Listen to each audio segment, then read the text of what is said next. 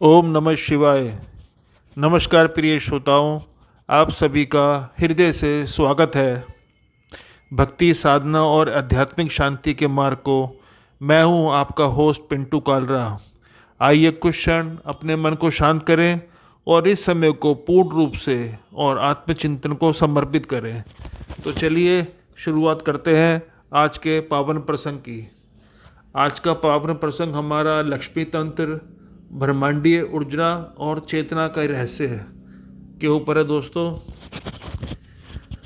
जब तक उद्धार करने की क्षमता ना हो तब तक आपका आध्यात्मिक व्यक्तित्व अध्यात्म के क्षेत्र में प्रमाणित नहीं होता। विष्णु क्या है, लक्ष्मी क्या है, इन दोनों का संयोजन क्या है, विष्णु की उत्पत्ति क्या है, इसका एकमात्र हेतु या कारण है उद्धारक दृष्टिकोण, उद्धारक क्षमता, उद्धारक चिंतन, उद्धारक क्रिया और उद्धारक शक्ति। आदि गुरु शंकराचार्य ने जब शरीर ग्रहण किया तो उन्होंने नाना प्रकार के पंथों का उद्धार किया। शिष्यों का उद्धार किया, श्री विद्या का उद्धार किया, जिस स्थान पर वे गए उसका उद्धार किया। काशी गए तो विश्वनाथ मंदिर का उद्धार किया, उज्जैन गए तो महाकाल मंदिर का उद्धार किया, नेपाल गए तो पशुपतिनाथ मंदिर का उद्धार किया, बद्रीनाथ गए तो पुनः उस मंदिर का उद्धार किया, केदारनाथ गए तो वहाँ पर भी उद्धार ही किया, पुरी गए तो जगन्नाथ जी के मंदिर का उद्धार करा, दक्षिण गए तो तिरुपति बालाजी में श्री यंत्र स्थापित कर उस स्थान का पुनः उद्धार करा। जो उनसे मिला उसका उद्धार हुआ, चाहे वो मंडन मिश्र हो, चाहे वो उनके स्वयं के गुरु हो, चाहे उनकी माता हो, चाहे बौद्ध भिक्षुक हो, जैन भिक्षुक हो, अघोर संप्रदाय के हों, कपालिक हो, शैव हो, शाक्त हो, वैष्णव हो, बौद्ध हो या गणेश उपासक हो, उन्होंने सबका उद्धार किया। पूरे सनातन धर्म का उद्धार किया।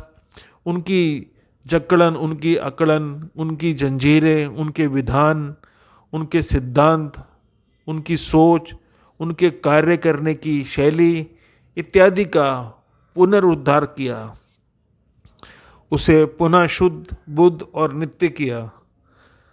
राम ने अहिल्या का उद्धार किया, राम ने दशरथ का उद्धार करा, राम ने सुग्रीव का उद्धार किया, राम ने बलि का उद्धार किया, राम ने रावण का भी उद्धार करा, राम ने विभीषण का भी उद्धार करा, राम ने हनुमान जी का भी उद्धार करा, राम ने सीता जी का भी उद्धार करा। राम जिससे मिले उसका उद्धार हुआ, चाहे वो केवट या शबरी ही क्यों ना हो। कृष्ण ने कंस का, अर्जुन, द्रौपदी का उद्धार किया, समस्त मानव जाति 16,000 रानी का उद्धार करा। रुक्मणी ने एक पत्र लिखा और कृष्ण ने उनका उद्धार करा।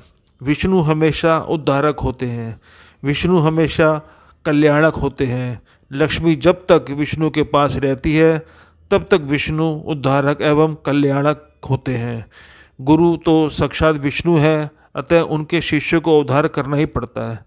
आर्थिक उद्धार, मानसिक उद्धार, पारिवारिक, जन्म मृत्यु के चक्र से उद्धार, समस्याओं से उद्धार इत्यादि इत्यादि।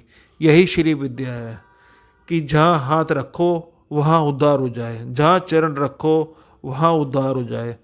तब लक्ष्मी आपके साथ संपूर्णता से चलेगी।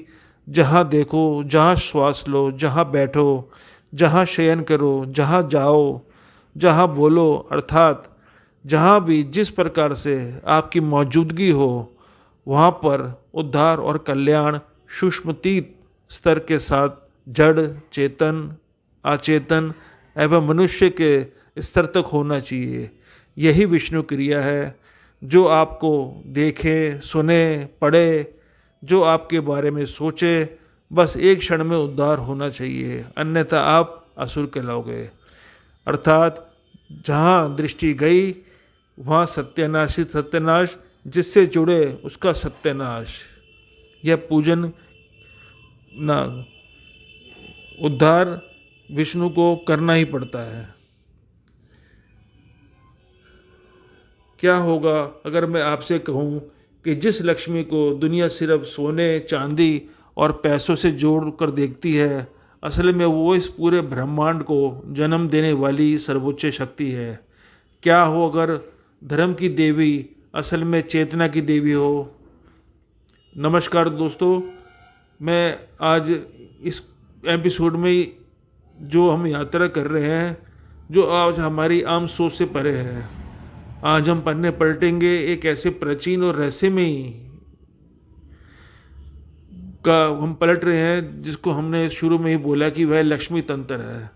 यह पंचरात्र आगम का एक महत्वपूर्ण हिस्सा है।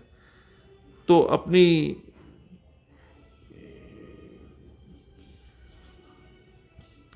हम में से ज़्यादातर लोग देवी लक्ष्मी की पूजा दिवाली पर करते हैं सुख समृद्धि के लिए, लेकिन लक्ष्मी तंत्र एक बिल्कुल अलग ही कहानी बयां करता है।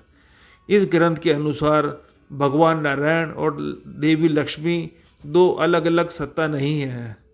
सोचिए, एक शांत समुंदर है, बिल्कुल अचल, गहरा और शांत, वो नारायण है।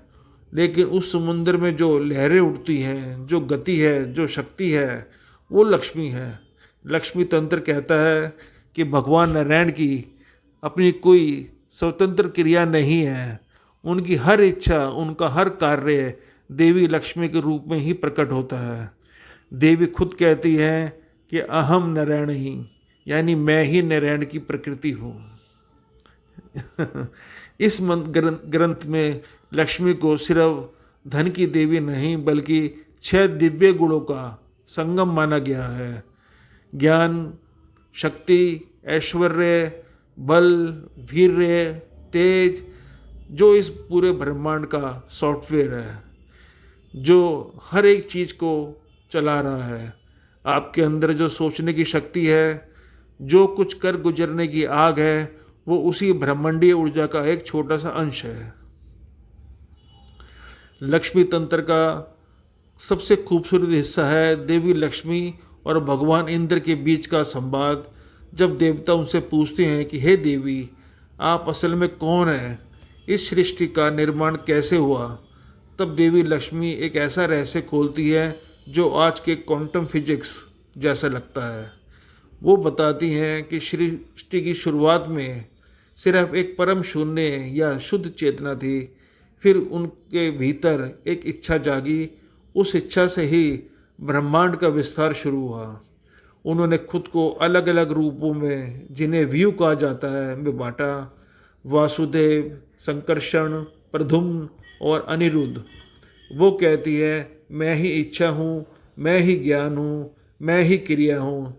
जब आप कुछ चाहते हो, जब आप उनसे सीखते हो ज्ञान, और जब आप उनसे ऊपर काम करते हो क्रिया, तो आप असल में अपने भीतर उसी लक्ष्मी या शक्ति को जगा रहे होते हो। जब आप सोचते रहोगे कि हजारों साल पुराने इस लक्ष्मी तंत्र का हमारी आज की भागदौड़ भरी जिंदगी में क्या लेन देन है, बहुत कुछ है। आज हम सब बर्नआउट का शिकार हैं। हम भाग रहे हैं लेकिन अंदर से खालीपन महसूस करते हैं। लक्ष्मी तंत्र हमें सिखाता है कि असली समृद्धि सिर्फ बैंक बैलेंस नहीं है। असली समृद्धि आपकी चेतना, कॉन्शियसनेस का जागना है। जब आप अपनी इच्छा, क्या करना है, ज्ञान कैसे करना है और क्रिया, एक्शन लेना है, को एक सीध में ले आते हैं, तब आप अपने जीवन की ऊर्जा को संतुलित करते हैं। अगली बार जब आप काम करते करते थक जाएं, तो एक पल के लिए रुकिएगा, एक गहरी सांस लीजिएगा और महसूस कीजिएगा कि आपकी मशीन नहीं है, आप उस अनंत ब्रह्मांडीय ऊर्जा का हिस्सा हैं।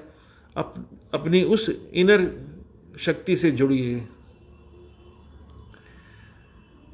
तो दोस्तों, आज के लिए बस इतना ही। लक्ष्मी तंत्र हमें याद दिलाता है कि हम जो खोज रहे हैं वो बाहर नहीं, हमारे अंदर मौजूद है।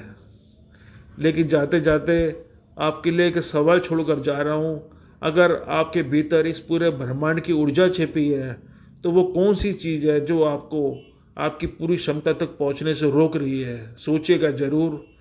अगर आपको आज का ये एपिसोड पसंद आया तो इसे अपने दोस्तों के साथ शेयर करें और हमारे पॉडकास्ट को सब्सक्राइब करना ना भूलें। मैं मिलूँगा आपसे अगले एपिसोड में एक नए रहस्य के साथ। तब तक अपनी ऊर्जा को पहुँचाने मुस्कुराते रहें। हर हर महादेव।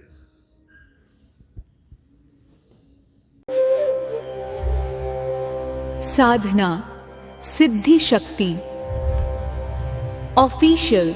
मेरी कृपा तुम पर सदैव बनी रहेगी। सुख और समृद्धि तुम्हारे जीवन में नित्य नवीन ऊंचाइयां छूती रहें।